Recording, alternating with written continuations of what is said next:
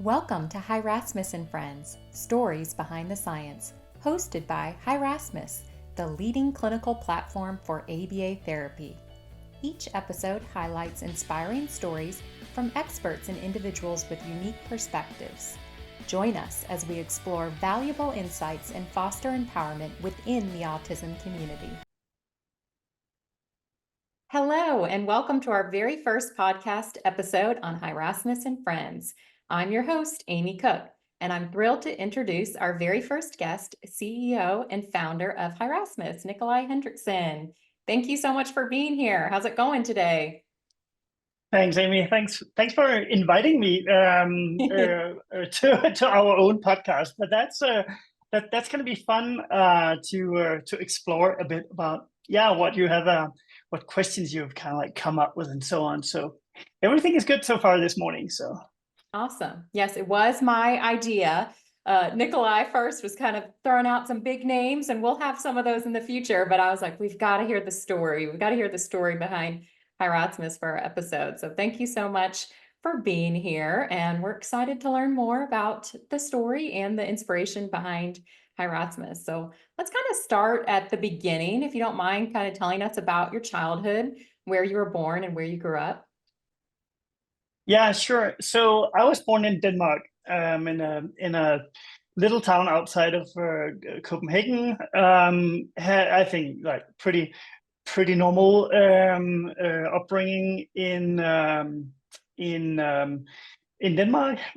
Lots of freedom, lots of nature, hanging out with that. But definitely also, so I was born just in the end of the 70s, and that meant that I kind of like had the whole computer revolution in my childhood, just as like recent generations has had like the smartphone and social media revolutions and stuff like that. So technology was definitely also kind of like part of my upbringing and childhood, and I have some, especially a dad who was very supportive in kind of like seeing that as that is the future, and you got to explore these things, whereas others might have been a bit more kind of like reluctant to see if that was really the thing. But yeah, so I was nature loving, bit nerdy, I think, in my childhood, but overall a good time. Awesome. Well, yeah, let's kind of dive into that technology a little bit more. I know from some of our competitive team building trivia that you started coding at a pretty young age. So, like, talk to us more about how you said you were interested in technology, but our viewers might not know kind of what that passion looked like and how young you were when it all started. Yeah, yeah, no, I know. Yeah, I think so. The funny thing is that I in my childhood home, we didn't have a microwave, we didn't have a like a VCR for a long part of my childhood, we didn't have a TV.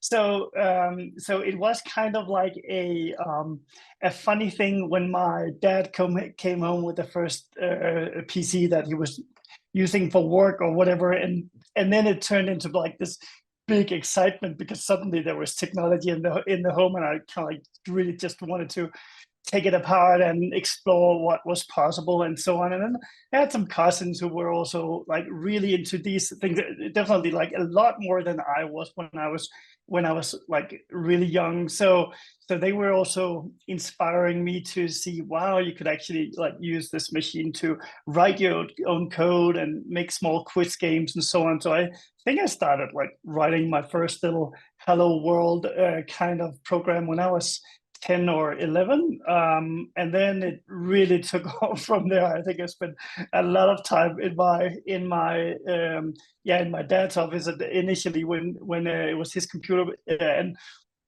fortunately he was not kind of like protective about the computer or anything. Like he was just like, yeah, go ahead. He was very excited to see what I was doing, so started to I was very much into nature, so started to like just code some databases around the birds I saw, or whatever.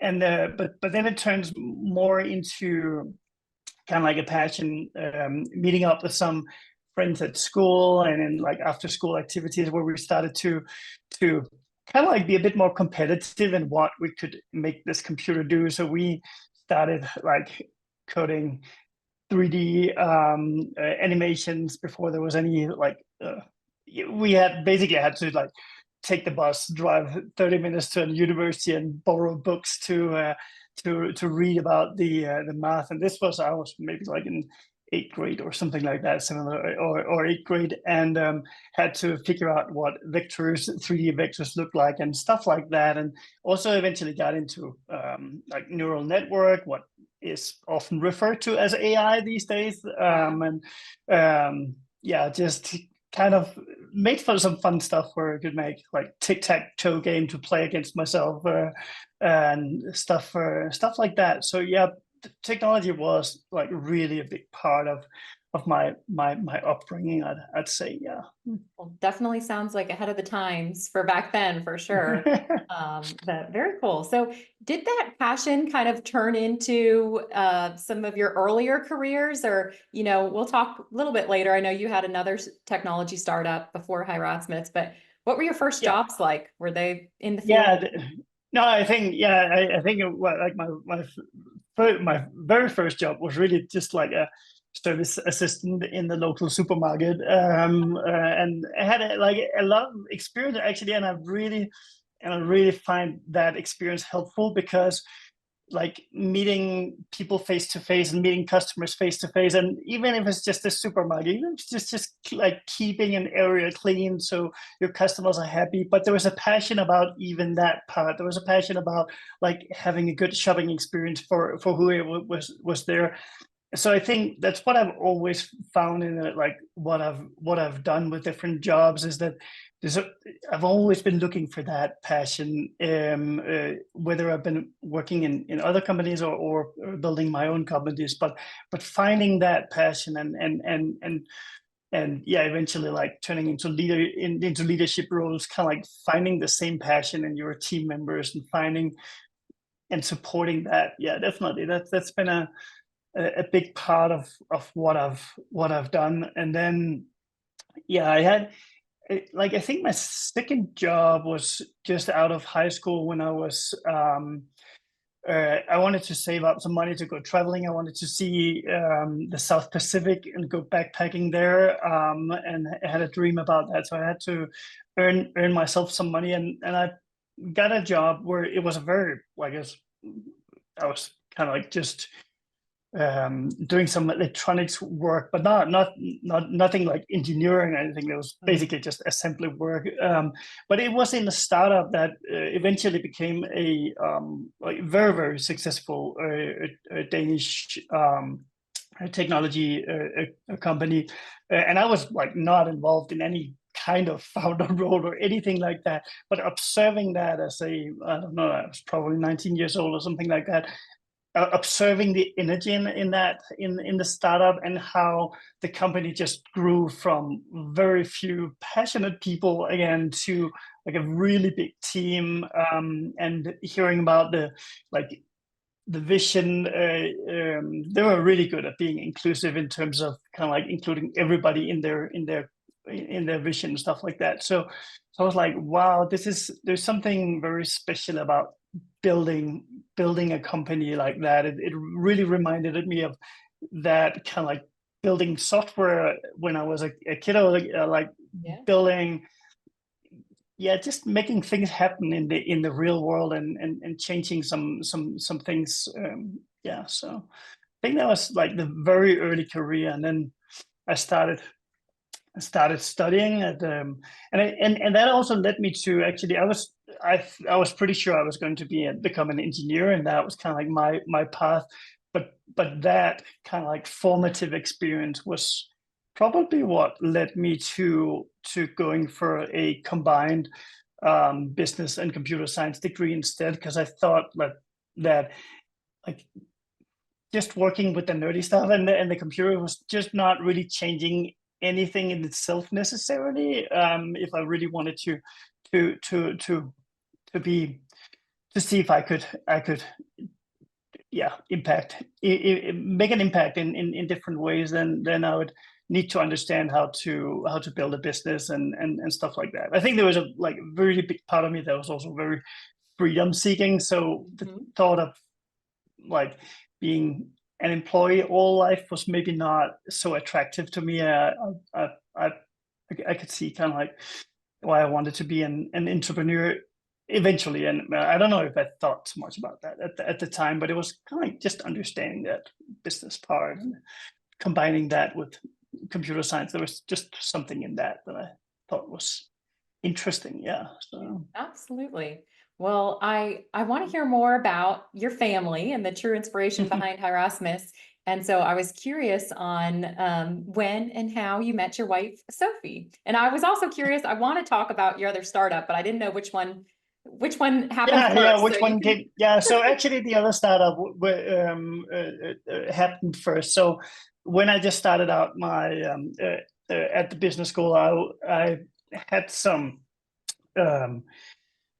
acquaintances that contacted me. They knew that I was like doing like computery things, and they were in the financial industry. They were like, I don't know, 10, 20 years older than me, but so that maybe we could combine those things and make a company. And this was in 1999 or 2000. So it was just around Okay. that kind of like Yeah. whole internet.com thing. So I was like, yeah, whatever, like we can do that. And they were like, yeah, you can have you can be a co-founder in this, and you'll lead the whatever, like the technical part of things. And I was like, yeah, but I just started at the business school, so if I could do it on the side, then that's fine.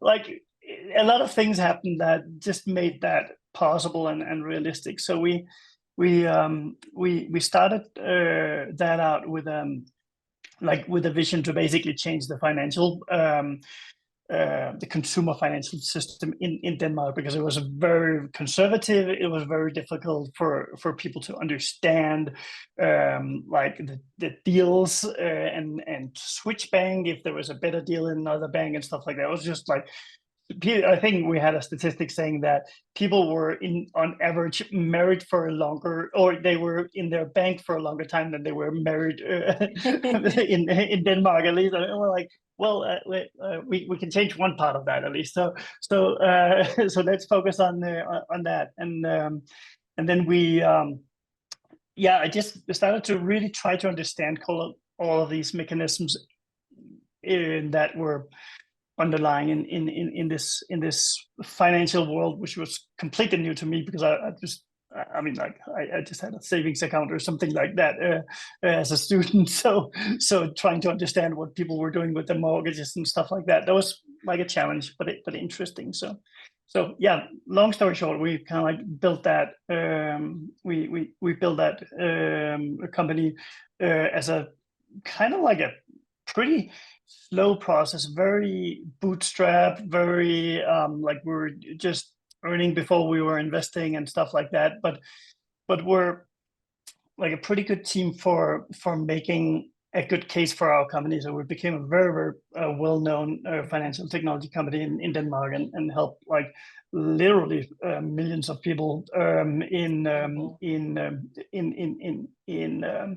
creating this transparency in the banking market. I think we really succeeded in that, obviously. And just to wrap that up, we can get back to that later. But we ended up selling off the business some years ago to a very big Scandinavian, probably like the largest media group in Scandinavia. So that's exciting to have that kind of whole experience in building a company and stuff like that. And yeah, meeting, like, to get back to your question, meeting my wife she was also at the business school, so we were kind of like Okay. we met at at school, so to speak, or at university. And she ended up going a little different way. So instead of like continuing the computer science path, she turned to law, and had kind of like a combination of business and law as her degree that she wrapped up. So it's always been like very involved with we've always been a team when it comes to like the companies that we've been part of and build, and each other's kind of like work life differently. So Wonderful. Yeah, I didn't realize that you had started that company so young. So you were actually Yeah, in school at the time and a co-founder as well. it was my whole school time. Yeah. and then So, so Sophie really got to watch that whole business grow as well. yeah, Very neat. yeah, Okay. So kind of how long after you met Sophie? When did Rasmus come along? When was he born? yeah. So Rasmus came along quite a few years later. So he was born in 2010, and yeah. So we just to set some context about that. I kind of at that point I kind of like felt like my career was starting to really take off, and we were Uh-huh. being more and more successful with the company. It was not like a big, it was not this new kind of like Silicon Valley kind of tech boom thing where everything was just gold and diamonds. We were fighting for it, but we had gone to a very stable growth phase, and we're a pretty big team at that time for a Danish tech company anyway. And the same thing with Sophie. She was actually just finishing up her law degree when Rasmus came along. So she was also kind of like ready to get out in the real world and build a career in business law or basically or something around that. So I think like we're two very career focused Yes. people at that time. We were of course really looking forward to putting Rasmus in the world and seeing him grow up. We just bought a house in a nice neighborhood where we were looking for like all the things that you do, like where is the nice schools here, and where can he grow up with some nice friends on the street to play with, and all these things. So I think like at that time things were looking, we were just trying to set, yeah, very traditional, like very, I think we're a very common Danish middle class family, Uh-huh. so to speak. Yeah, so that was that was great. Yeah. um yeah. So during that time, like when did you first start to notice that something might not be typical with Rasmus's development? And like how did you feel during that time? Yeah, so like when at a very like when he was a very small baby, there was like everything just seemed very normal. He was Mhm. giggling, he had eye contact, and we were spending really trying to yeah, just spend a lot of time with him and nurse him well. We one of the really nice things around Denmark with these things is that the maternity leave and also Oh, paternity yeah. leave is really long. So Sophie had a long time with him at home, and nothing really like unusual Just, was I hate to interrupt Nikolaj, but start. Yeah, just for our yeah, US viewers, what's a really long yeah, time? Was it like 6 months or a year, or how long did she get to stay with? yeah. So I think she had a total of almost a year. Yeah. Wonderful. Yeah. So yeah. And I had some time. Like being self-employed is a bit different because Hmm. I was obviously working pretty much all the time anyway. But I had a few weeks anyway. So, but yeah. So that was nice, and I think like and there's also these moms groups. I guess you have them Hmm. here in the US as well. So she was hanging out with some other moms and with their kiddos and at the same age, and like there was not really a lot unusual when they were like four babies lying next to each Yeah. other. They were just very similar. So I think it's like he started in a nursery probably when he was around a year, and it really didn't take long. I think it took maybe like 6 months into that or something like that. I think he was around like 1.5 years or something like that, Hmm. where the where those teachers, they were saying, like they were basically just calling out that they thought that he reacted a bit differently than the other kids, and he didn't find much interested in like social play with the other kids. He would just kind of like mind his own business.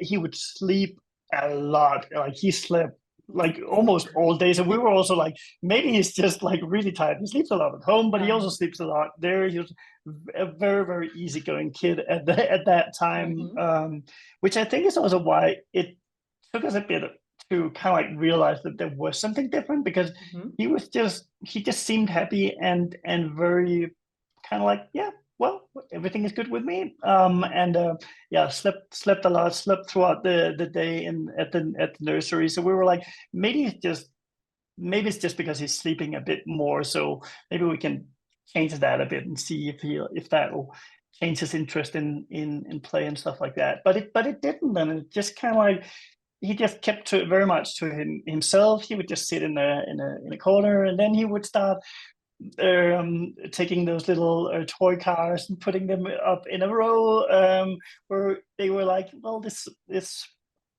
there could be something that's worth exploring here, because it seems that it's a bit unusual. They were being like very, very nice about all that, and also communicating in a pretty nice way, I think. So Yeah. that, yeah. Yeah, I was just going to say, so, you kind of started to see some subtle differences, I would say. Yeah. And then like, even in the US, we know there's a lot of barriers to, receiving the proper diagnosis or diagnoses. Like, can you walk us through what was the process of Rasmus's diagnosis? Yeah. What did that look like? So the interesting thing was actually that we didn't take him to an assessment initially, but we just, the rules in Denmark are in a way that and I think it's kind of the same in the US, and in some sense at least, that the child just like, there's no diagnosis required for specific support for the child. If the child needs that support, then they should get that support. And fortunately, in that case, we were in a pretty like, there was a lot of, it was a pretty resourceful nursery and kind of like a county that we were in. So they were like just being super nice about everything, and saying like, no, we have like another place for him that might be better, like a specialized a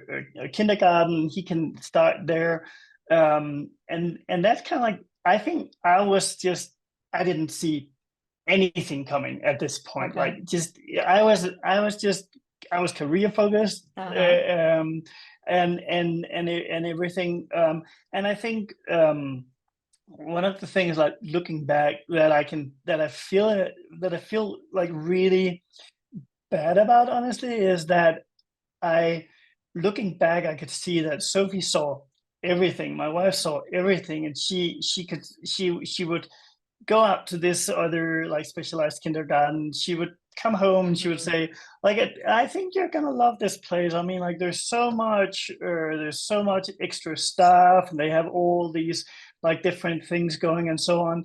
But she was crying as she was saying that, and I was like, just so focused. Oh, that's great. Somebody is just looking out for this, and somebody will take care of this. All will be good. Yeah,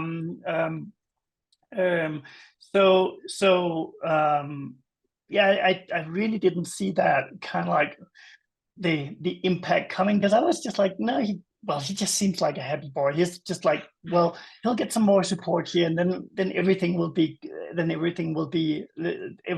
good. Where Sophie was different in another place, kind of like, might not necessarily be like so easy, honestly.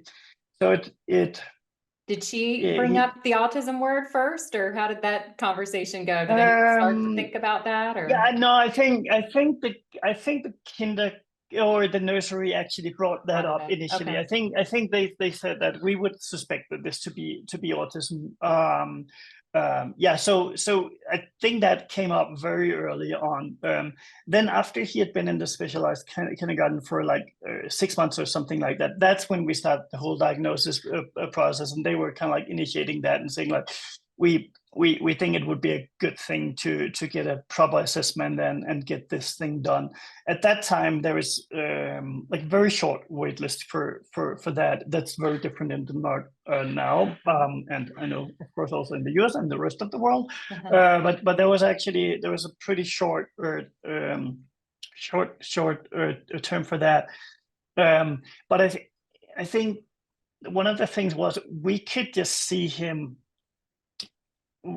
regressing at that point. We could see him after he moved into that specialized environment that he was regressing, and so we were trying to kind of like just figure out what to do. And this was really like Sophie trying to figure out what to do. Honestly, about all these things. So we did the whole diagnosis thing, and we're like, it seems. Um, it was, yeah, I don't know how I can say, because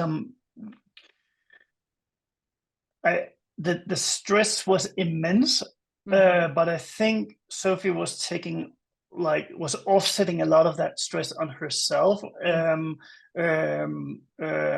honestly, and I was just kind of like racing forward with whatever I was doing. I was like mostly just focused on like, if I can go out, like playing with Rasmus or do whatever is the fun part of having a kid or whatever. But not so much kind of like that whole. I just think honestly, I don't think my brain could really like fathom that the situation would be different than what we've spent the last like years before we even got Rasmus, and setting his life and our life up to be so it was a very stressful time. And I think like getting that diagnosis was like, at that point it was not like a big surprise or anything, because we kind of like knew it's been mentioned, autism had been mentioned and stuff like that. So it was kind of like just getting something on paper that we already knew, but at the same time there's also, I think like for me it was more kind of like just seeing that he was not really thriving in that specialized environment, and which was, I was just like, they have all the resources, they have all the people and stuff like that. And I think one of my really like the point where I kind of felt like something was not right about what was going on and happening was um, um, at some point I remember I was taking him down to that place, and I was talking to one of the teachers, and she was being super nice, and I think she said these things in the best meaning, because I was saying like, I'm just kind of like, what's going to happen with him on a longer term, like how is this going to affect his life, and she was just like, as the most natural thing in the world, she was like, yeah, no, don't worry, no, there is specialized schools, he'll go to specialized schools, and there is like there are homes, so he like, and it's Denmark, everything is publicly paid, so you don't have to worry about this. There's like somebody in the system will take care of him for the rest of his life. And that's really when it hit me really, really hard, that that's not a life in my, like, that sounds like that sounds horrible to me. Like, I'm a very I'm a very freedom loving person. I like being part of making my own success and stuff like that, and that's what I dreamt about bringing forward to my own kiddo. So getting getting that information, which I think would be like a very it was really meant as a good thing, that don't worry about it, just kind of like live your lives, do your thing, everything is going to be fine. I was like, this means that everything is not going to be fine, honestly. And at the same time, in that place, we could also just, the regression was not just about him, it was also, he was like, there were so many kids with so many different diagnoses, and even though there was a lot of stuff, he was being hit and his hair was getting ripped out, and they were just like, yeah, well, that's what happens with these kids sometimes. And we're like, that's not what happens with kids. That is not what happens. If he was in the, that's not what happened in the nursery. None of the other kids would do that to him. And I'm like, it's not disrespect to the other kids, they are also struggling and everything like that. I'm just like, this environment just seems to be really, really bad environment for him. I was still like, I'm very reluctant about this because I didn't know any alternatives. I couldn't like really felt kind of getting to the alternatives. Sophie was super, super tough about this. He was like, he just needs to get out of here. He needs to get out to other kids that are being nice to him. He needs to see other kids that are nice. That's what he needs to experience. He doesn't need, he should not experience basically being assaulted on a daily basis. He didn't want to get out of the car in the morning and stuff like that. There was a horrible, very, very stressful time, both for him and for us as a family, and not just, it was also dividing us a lot, because I was like, I was really listening to those professionals who were telling me that this was the best option for him and stuff like that, while the mom said that this is definitely not the right thing. And I have so much respect for moms after living through that, because I think like the vision that Sophie had in this, and kind of like her clear side in this, was so different what I was seeing. I was just kind of like swamped in this in this situation. So we eventually, and we had to do a lot of fighting, because normally families would fight for the opposite. They would fight to get like a specialized, they would fight to get all this help in specialized place. And we were kind of like trying to fight for the opposite. We were trying to fight to get him out of that and into a more regular and inclusive environment. But eventually we succeeded with that.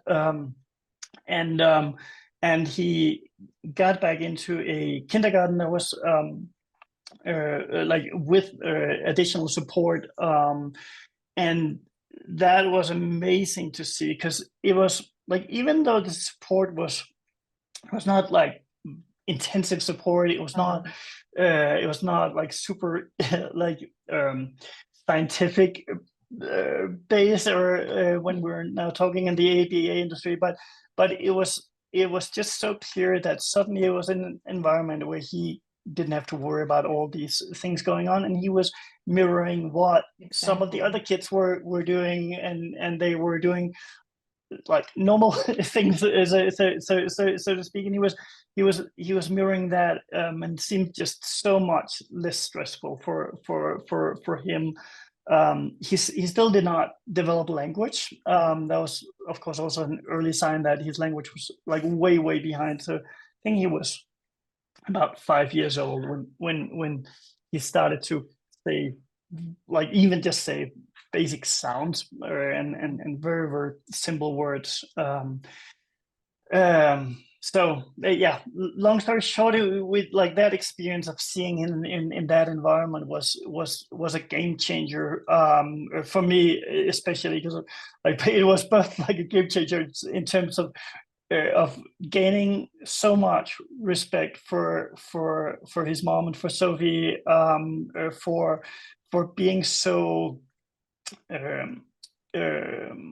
so kind of determined on his behalf and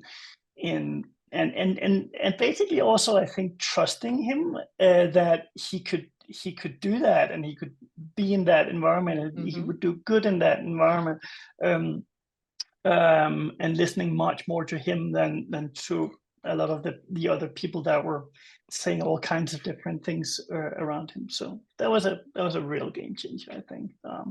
And then that was all good, and we could like he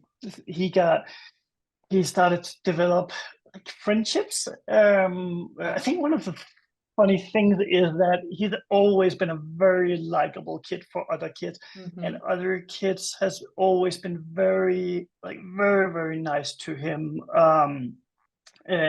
And in many cases, I think they've just been prompted a very little. The kindergarten he was in, and especially that specific teacher was working with him and one other boy with autism. Like one of the things that I thought he did so good was he said like inclusion is not just about like getting these kids to be a part of the neurotypical group.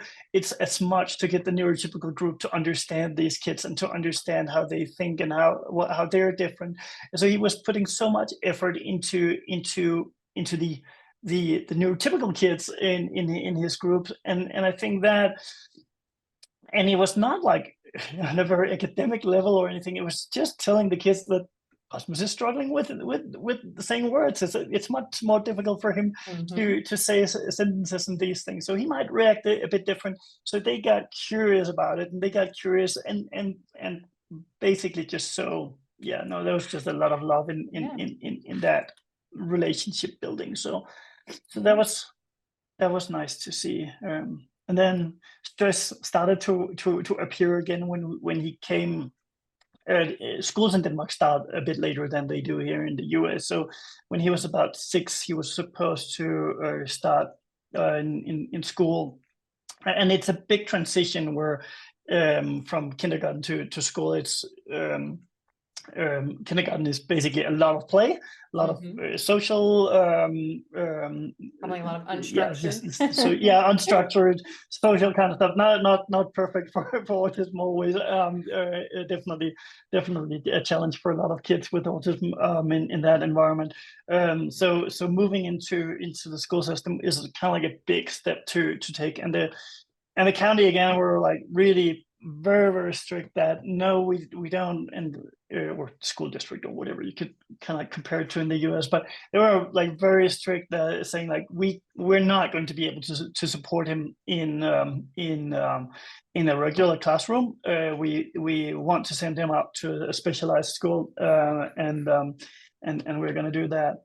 So again, Sophie was actually like very trying to be open to the situation, going out, looking at these schools and talking to some friends we had. There were teachers at some of these schools, and everybody was like, yeah, no, it's going to be the same as you experienced in the specialized kindergarten. There's going to be a lot of, like, everybody has theirs to struggle with. There'll be good kids and stuff like that, but just but he like the thing about this and this is where I think this is a Denmark thing. I don't know if I don't think it's necessarily the same here in the US, but in Denmark, like the family we talked about who had older kids in some of these places were like, yeah, they're not unhappy about being in school, but they're not like learning anything academically. They're not progressing academically. It's and it was just, yeah, there was just something about that was like that we think he's a smarter kid that even though he has his to struggle with, and he might not be like so good socially in all situations, and he might not his language might not work out well, but he is a very, very smart kid. In a lot of other places he's been taking over his cousin's computer games when they were stuck from he was very, very young, and he can see those systems very easily and stuff like that. So we're like, that can't be right. And Sophie went out to visit those schools and came back and said, no, it's not going to happen. We're just, it's not going to do that. And again, we're like, yeah, but what else are we gonna do? There's no private alternative. Everything is public in Denmark. And then for some reason she read a newspaper article about an international school in Copenhagen, how they had this inclusive program, and we were like, "Whoa, that actually looks really good," and that could be a potential for him to go there. And I think the biggest problem was that the article was kind of like a an article about here are the most expensive private schools in Denmark, and this one was number one. And so when she came up with that idea, I was like, oh gosh, that's gonna be that's gonna be a challenge, right? Um, and one thing I think is important to mention at this point, Sophie had quit her job and basically quit her career just to take care of everything that was going on with Rasmus and getting on top of things with this. So like, even though my company was doing okay, it was not like going out for the most expensive private school in Denmark was not like the thing that I'd hoped that she would come back and say, because I thought that leaves a bit more stress on my shoulders to get things running. But anyway, let's see. So she went out there, she talked with them, and they were like, well, I mean, like, we have kids from all over the world coming here, and they have all kinds of different needs. We have specialized people working with those kids in a group setting, but we also see them as being part of the classroom. And this is exactly what we're trying to look for. So they were evaluating him and assessing him for that. And they said, like, he seems like a nice kid, and he seems like somebody who could be a part of our community here. The only thing is that you have to realize that it's like on top of this tuition, because there's no state support for this, or it's minimal, at least when it's a private school. You just have to pay full-time support for him separately at the full cost. And we're like, okay, you just took the most expensive private school in Denmark and just made it 3 or 4 times as expensive. So I was like, yeah, I was like, well, how can we make that? How are we gonna make that happen? And where Sophie was just like, it's not, or I think my point was like, I don't think that's realistic. And she was like, no, it's not whether it's realistic, it's about how are we going to make this happen? Because this is the only place that he can go. And I was like, well, okay, well, we'll talk to the bank, we'll put ourselves in debt all and we'll borrow from family to get this to get this to happen. At least we'll have to try to see what we can do now, because he needs to go to school. So he started out there, and fortunately it was like a super success. It was really they were like, he had to switch to English, obviously, because it was an international school and that was their classroom language. So he had to switch from Danish to English as his primary language. But even though he didn't really have a lot of expressive language, he did have a pretty good receptive vocabulary in Danish. But actually, like, the switch to English seemed to be really, really good for him, because he was very quick. I think, like, he had the same rate of adoption for the receptive language as other kids who were just coming in with other who were not English speaking when they came into first grade there. So he was pretty quick at that. But even the expressive language just seemed easier for him to kind of start to adopt. Not like full sentences or anything like that, but he was starting to say simple words in English, and he had and he was like, I still think I still have this video, and it makes me cry every time I see it at his first year in school. And this was maybe like a few months into the school year. He did a presentation in front of his whole classroom, where he was telling about his house and his pets. And it was so simple. He had made like a PowerPoint presentation together with his para, and he was just saying very simple words, and the other kids were just sitting listening, just trying to understand what he was saying. And then afterwards, everybody was like, I think the classroom teacher was like, "Does anyone have any questions for Rasmus?" And like the whole classroom just went like, "I have a question." So they were just so interested in everything. So yeah, so that was really good, especially the first year. And then things started to getting more and more complex and complicated for him. The people who were like leading especially like the one person who was leading the inclusive program at the school, she unfortunately left, and they were not putting anyone else in that position. So I think this was on his in second grade already.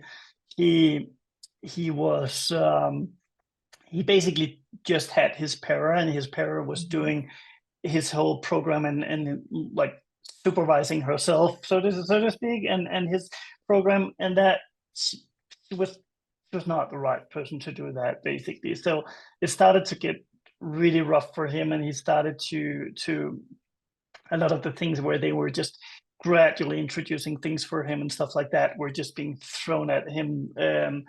They were not being super professional about how to handle the other kids, because they were like, when he started to do behaviors that were not really appropriate for school, they would tell the other kids to be policing him and to tell him to stop and stuff like that. So it was that started to become very, very stressful for him. Yeah, so but there was we get kind of like did get an introduction to one of the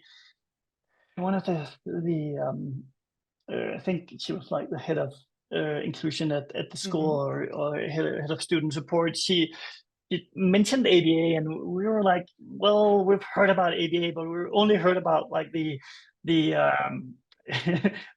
dog training ABA, and it had a really bad reputation in Denmark. So we were like a bit reluctant to go too much into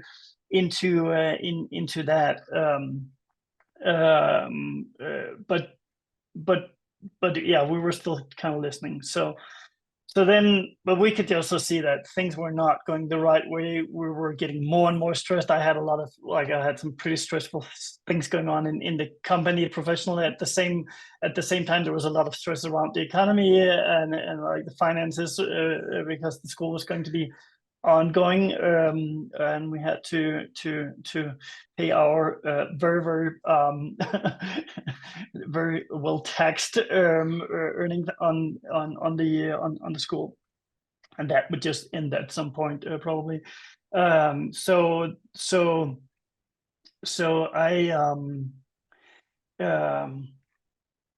I was in a situation with my company where I had the opportunity to do a part exit of that, which would financially help. It would not be kind of like the dream exit that I'd hoped for, anything like that.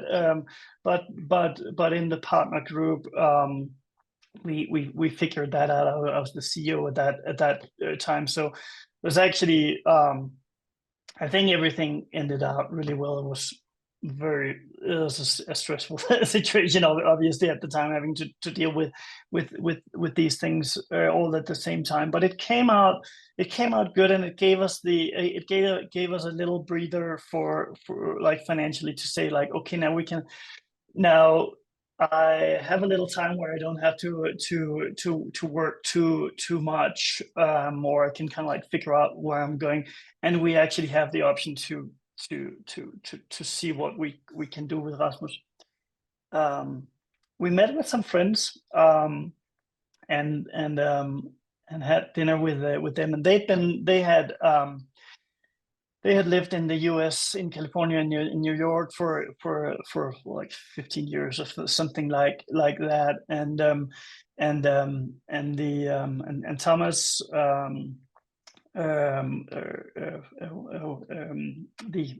husband was also a tech entrepreneur and had run some pretty successful companies here in the US and built those companies up here in the US. And he provoked me a bit in this situation because I was like, what are we gonna do in this situation? And he said, well, what would you do if your company was facing a big problem? I was like, well, I would probably I would find somebody who was an expert in the field and try to ask. And he was like, no, you know, if you're like really successful, you really want to be successful, you'd like find the best people in the world to address these things, right? So why would you value your company more than you value your kid? I think, I'm not sure he put it exactly like this, but this was kind of like how it hit me, honestly. Yes. And I was like, well, okay, we gotta find some really good people because we had built so much on our own and in this whole work with the school and stuff like that, and we didn't feel like things were going the right way. So we got in touch with the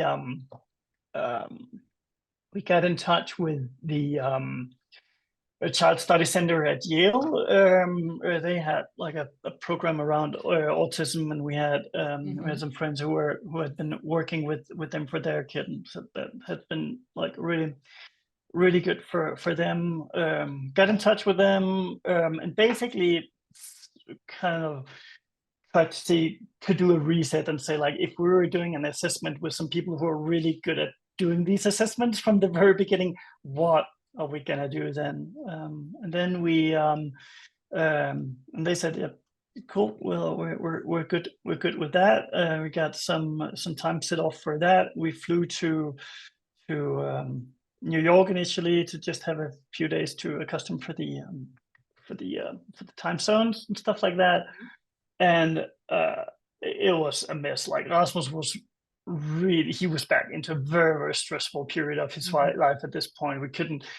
It was so difficult to have on the airplane. It was so like he had meltdowns all the time around every little thing. We tried to like really make things easy, find a hotel that had a swimming pool, which is actually pretty difficult in New York, because he loved to be in the pool and stuff like that. It was just like trying to make everything perfect, but still, it was a challenge. But then we drove up to Yale and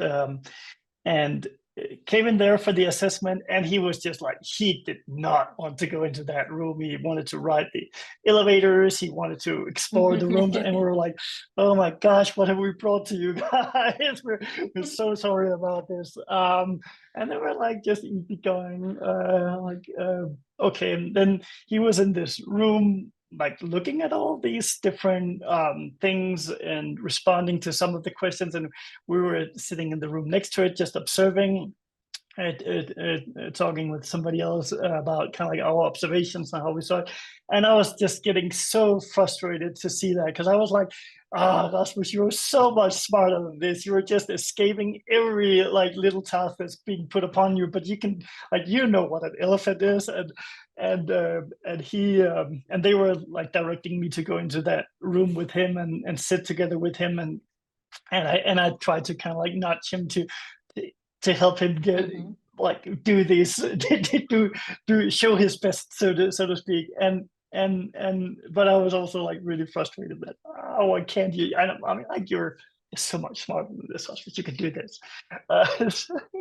So he was so at the end of those 2 days of assessment, I was like, oh my gosh, they've never seen a kid like this. This is just gonna be this is what is this gonna end up with? We sat in a meeting with all these smart people in the room, and they were like, well, Rasmus he's a very normal kid. He definitely has autism. Yeah, we can we check. We can give him we would give him an ASD diagnosis. That's very easy to see. All these things that you're seeing, they're just they're just expressions of the challenges that he's facing from the autism. I was like, okay, so you were not looking for him to do to excel the IQ test. You were looking at something different, of course. I mean, like looking back at it now, but what was a funny thing to experience.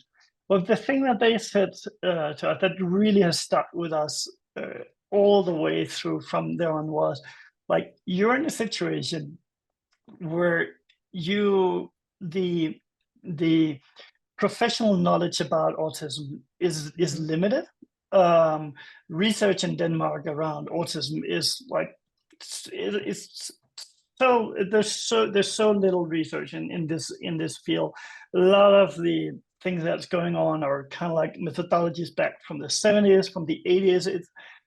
It's a very different situation when you look at the budgets for how much is being poured into autism research in the US. So basically they said like you can't rely on other people being experts for you. You have to become the experts yourself. Like you have that responsibility towards Rasmus to become his advocate and to become and to be a good advocate for him and to be assigned and be an evidence-based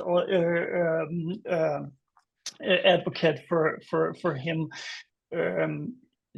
Use your academic background to understand the research, to understand these things that are going on for him and in the field, and use that to assist the people who's working with him. We're like, wow, that's a big task that you're giving us there. We were just waiting for somebody to give us kind of like the cookbook and say like, this is how we'll fix it for you. But no, that's not completely true. But that was kind of like just maybe a bit exaggerated, but still. So we got that message, and he and the next thing they said was, you like from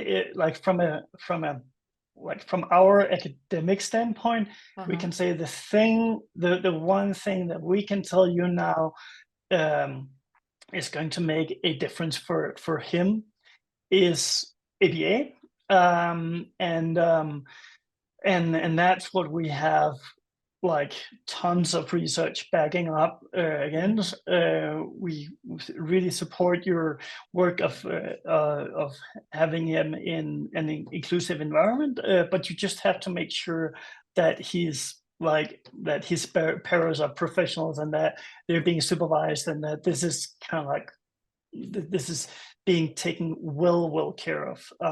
And then they suggested us doing parent training as well.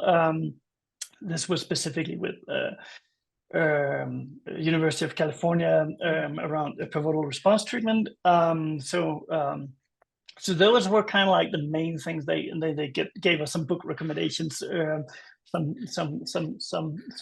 heavy books and some easy books to read about kind of like where to get started. So that's kind of like where I felt that my journey into this world started, and where I left my path from passed from the financial world and kind of like looking into this, and because I was like, there's so much I don't know about here. There's just so many things that I don't understand. So it's a new world. Well, thanks so much for sharing all of that. And, just even in that journey of the ups and downs, I still see a lot of positive themes kind of throughout that time. And, from day one, Sophie was certainly, advocating for Rasmus. Yeah. And you both now are wonderful advocates for Rasmus. But just interesting to kind of see how you all processed information differently and how it went. But also just the power of peer models and inclusion. We know now, obviously, the benefits of ABA therapy, but even prior to him receiving that, just kind of advocating for that best environment and being able to be included, what everybody wants, just that compassion from others. So, well, thanks. That was just awesome. I didn't know a lot of that, so it was exciting for me to hear that as well. But now I kind of want to talk more about the inspiration for starting Hi Rasmus. And I'm also kind of curious, with your personal background, like what gaps in the autism landscape were you trying to fill when you started this company? Yeah.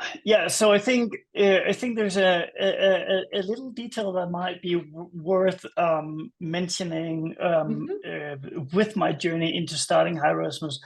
After we came home from Yale and from Santa Barbara at the University of California there, we figured out that there's no good place for him in school in Denmark. We couldn't find like what our experiences with starting to work with him in this area had just been so helpful for us at the family. So basically, like within a few weeks after we came home from University of California and the parent training, he didn't have meltdowns at home anymore, or it was like it was basic. It was like any other kid,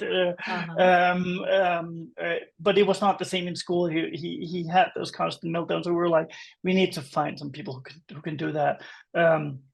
We were in a very fortunate situation at that point that we didn't have any attachments to the company and stuff like that.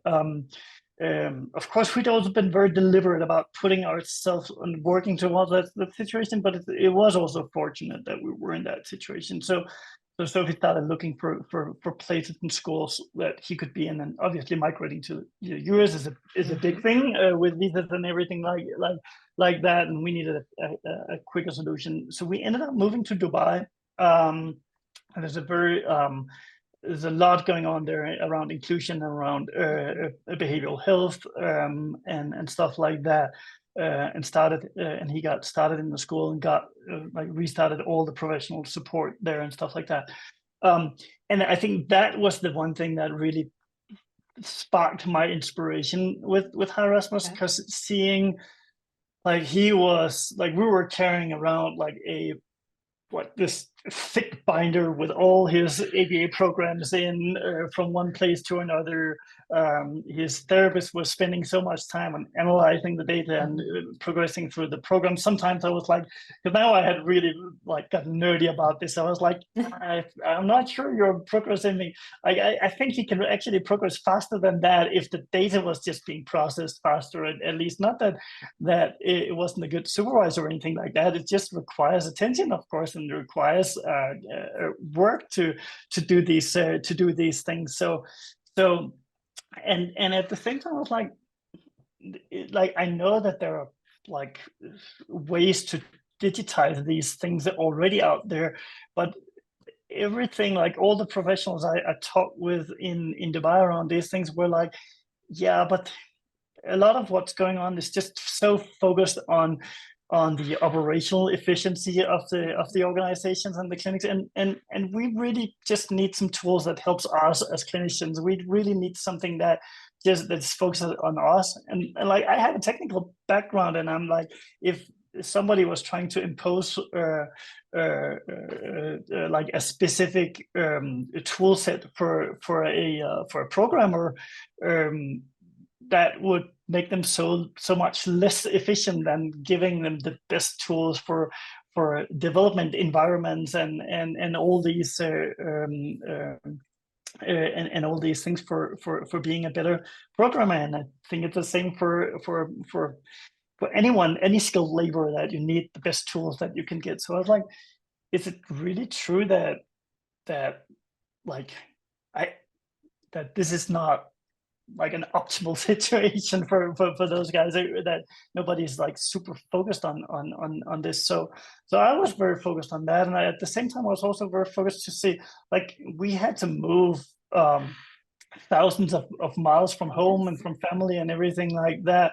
Why can't we use technology and use my background to see how can we make ABA accessible for people in very different situations, and that don't have clinicians just around them, and don't have behavior analysts around them or RPTs around them, stuff like that. How can we democratize that? That was kind of like the inspiration, was just seeing some of those problems that these people were struggling with, and at the same time that like our network back in Denmark and friends that we've come across that also had kiddos with autism that were struggling with, like very specifically with Santa Barbara. I had the sense that we were at the University of California for 5 days, I think, and we had so much support, and they kept looking at Rasmus, and they kept kind of like changing their approach to how we would do different things.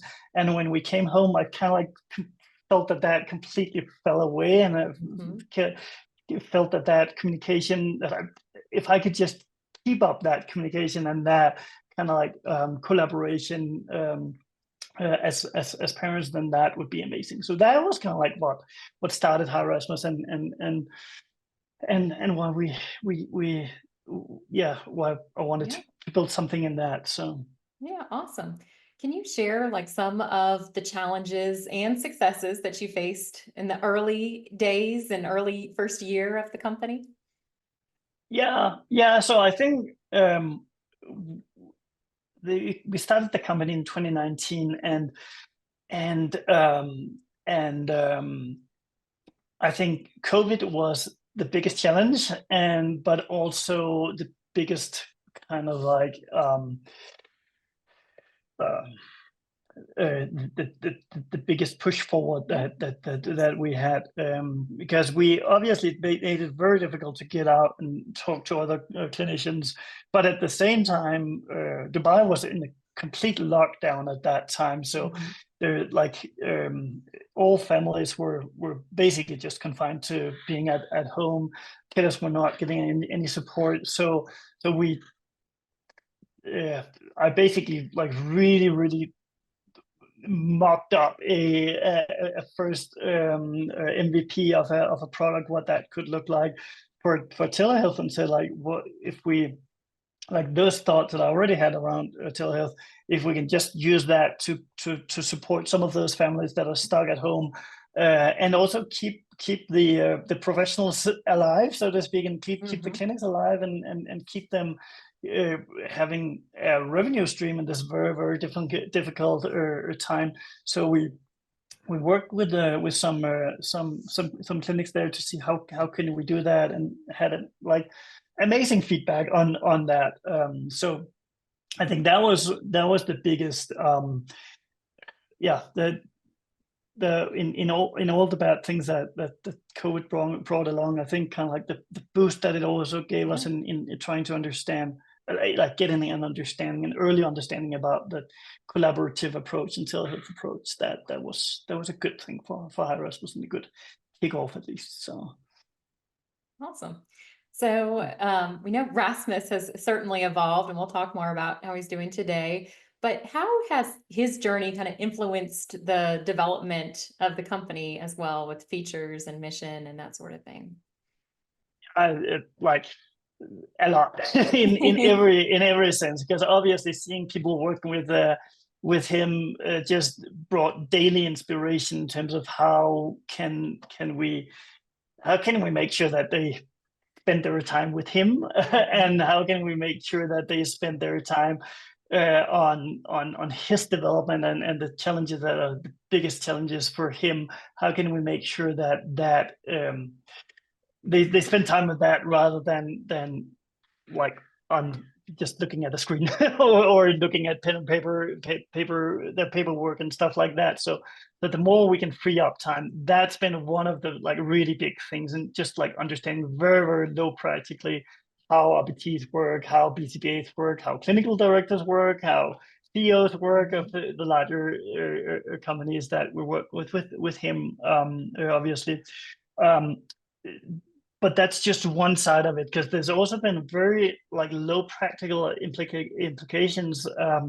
Rasmus is probably one of the first kiddos in Dubai that were exposed to skill-based treatment, for example. We already had like a collaboration with Greg Hanley and his team around balance at that time, where Rasmus had some very specific issues that we were trying to address, and that were difficult to address with more traditional approaches. And I had and I had a call with Greg, and Greg said like, no, we like SBT will fix this. Don't worry about it. Like we can help Rasmus. He was so positive, and that was one of the best calls I've ever had with any professionals, I think. So we implemented that, and we implemented that in a remote setting where he was supervised from, or like his RBT was supervised from the US, and but implementing in Dubai and in his classroom and in his school. So I think, and that was actually a situation, and the problem that we were trying to help him solve was so challenging, also because it involved other kids and stuff like that, that other really well-known professionals have said that it's not going to happen. You just have to stop exposing him to these other kids. But seeing him work through that SBT process was so impactful, and very specifically, one of those kids that he had a very difficult situation with ended up becoming his best friend, and someone that he's still having like video calls with now, and we're very close with the family in Dubai. So the impact of seeing that difference that it made for him, like made me like really advocate for getting SBT on Hi Rasmus, and support that whole skill-based treatment and compassionate approach to ABA. So yeah, I think, and I think compassion is probably the bigger part of that. So being really making sure that we're always kind of like looking at the research and where that's going and how we can support that on Hi Rasmus, that's super important for me. And yeah, that's awesome. Thanks. So I know your family has had a couple big moves. You kind of talked about the move to Dubai and why you guys did that, and then later you moved to Denver. So maybe you can share a little bit about that, and how do you think those moves impacted your family as well as the growth of the company? Yeah. So I think, so we moved to Colorado here in August last year. So we've been here just around a year now, and we've been spending a bit of time in the Vail Valley skiing.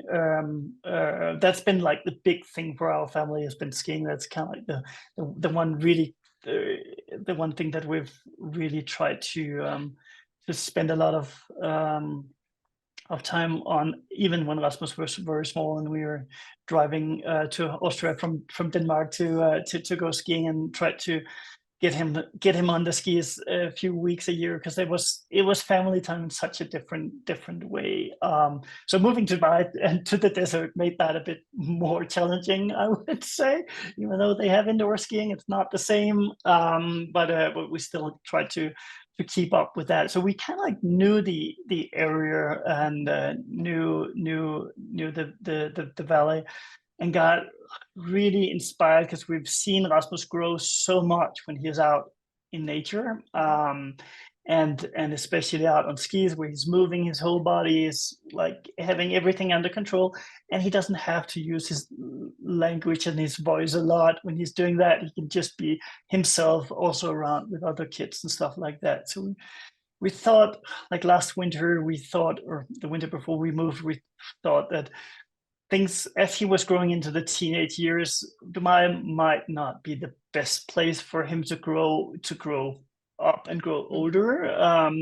There's a lot of experts like moving in and out and stuff like that. And even though we had some really good network there, we're like, long term, it might be better for him to be in a different place.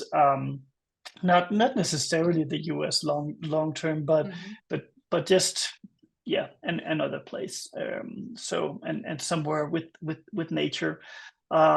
And then at the same time, the Hi Rasmus team had just grown so much here in the US. It was like very clear, once we kind of like started working in the US and started building a team here in the US, things were just it's just a completely different world. There's the US and then there's the rest of the world.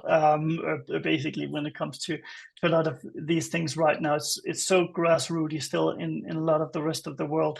Whereas here, it's starting to become part of the healthcare system, of the school system, of the workplace, management, stuff like that. So I think like the combination, being closer to our US based team and also to get Rasmus a bit closer to nature and some of the things that he really loves and some of the activities he really loved. That was the best thing we could do. So I think like for him it had a really big impact because he is in a regular middle school now, and he's first year there.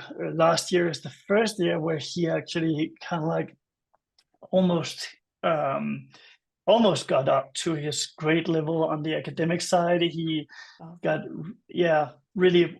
He is also I think it's the first year since first grade. He also did that in first grade back in Copenhagen, but apart from that, he's had all the years in between. He's had like shorter school days and stuff like that, and a lot of accommodation in that. But here it just seems it's working out better for him as well. So, and I think for Hi Rasmus, I mean, even though we're a remote team and we have people in what do we have, like 5 different countries and probably 7 or 8 different states, then it's just very nice time zone wise to be able to sit and talk with you here, Amy, at Yes. 11 a.m. and not at 11 p.m. as almost all my meetings were in Dubai. So I think like that impact has been quite good. Awesome. Thanks so much for sharing that. And yeah, it's interesting to kind of hear your story early on, which I hadn't heard. Besides your passion for technology, there was always that adventurous spirit, it sounds like, even as a young boy on your Yeah. side. So it's neat to kind of see that side of Rasmus as well. And yeah, I will say when Nikolaj's taking a day off, if he's on PTO, he's not relaxing, reading a book somewhere. He's usually whitewater rafting or on a mountain or doing something with Rasmus that's quite adventurous. So that's a special bond that y'all get to share, and what a beautiful state to be in for that. So great. Okay, well, we're going to kind of go on to some of the reflections and advice piece. So what advice, if you have any new parents that might be listening that just received that autism diagnosis for their child, what advice would you give to those parents? It's honestly so difficult for me to get like general advice. I Yes. think that everybody's situation is so different. I think like I can just say as the father, I have to say listen to the mommy. I like like that. it's I have so much respect, and there is just a special bond between kiddos and their mom, and I wish that I'd seen that earlier on, honestly, with Rasmus, even though I feel like I have we have a lot of fun together, and we, as you mentioned, like we do a lot of fun stuff together. It's still, there's something in, there is a very basic there's a very basic worrying and yeah, I don't know, there's just like a very basic thing that I think is like, and I think a lot of moms like literally get ill and sick when their children are not well functioning, or when there's something wrong. It hits like on a very like deep level. It, of course, it also does that to a lot of fathers and stuff like that, but I mean, like, I have so much respect for it. So like really listen listen to the mom. That's one thing. I think the other like piece of advice that I would bring forward that we got, that it was like really important for us, was like be your kid's advocate, and but also like read and get to know everything you can to be able to speak the same language as the professionals are speaking, because it'll make things a lot easier when you're a team with the people that are working with your kiddos, than if you're in opposition, or you feel like, yeah, it's not perfect. And then like be ready to take big decisions, and take like groundbreaking decisions. I think I've like, even though we've taken big decisions for our family and stuff like that, it's always felt like we did it too late. It's like there's not one point where I'd say, like, I think we did this in a timely. Maybe when like the move to the US last year was one of the situations where it felt like it was a pretty timely thing. But anything before that, it always felt too late. I'm sure Rasmus's expressive language would also be a lot better now if we'd taken other decisions earlier on than we had done. So I think that's one thing, and then be ready to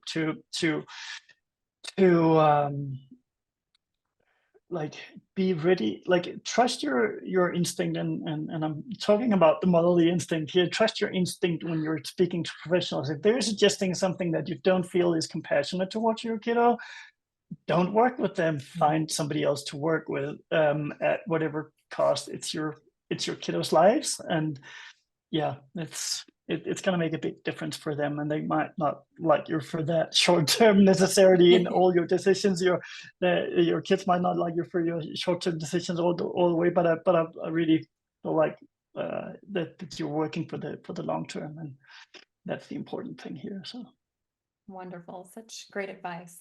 Well, I want to close with our slogan. So the slogan for Hi Rasmus is focus on the child in front of you. We provide the best clinical platform so providers can focus on what truly matters. On this podcast, we're going to close each episode by asking our guests to reflect on their own children or the children closest to them and share advice on how they maintain that focus in this busy world that we live in. So, Nikolaj, how do you keep the focus on the child in front of you? oh my gosh. Well, I that's a difficult question. I think it's a very. I think one thing that's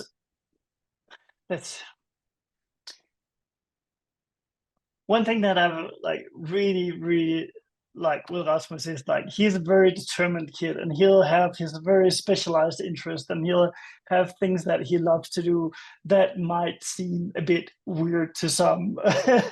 And I think, but one of the things he really likes is he likes to explore hotels, for example. So he likes to go to a hotel, even if they're not staying there. He just likes to go there and walk around on the floor and explore what photos are on the walls or what pictures are on the walls, and stuff like that.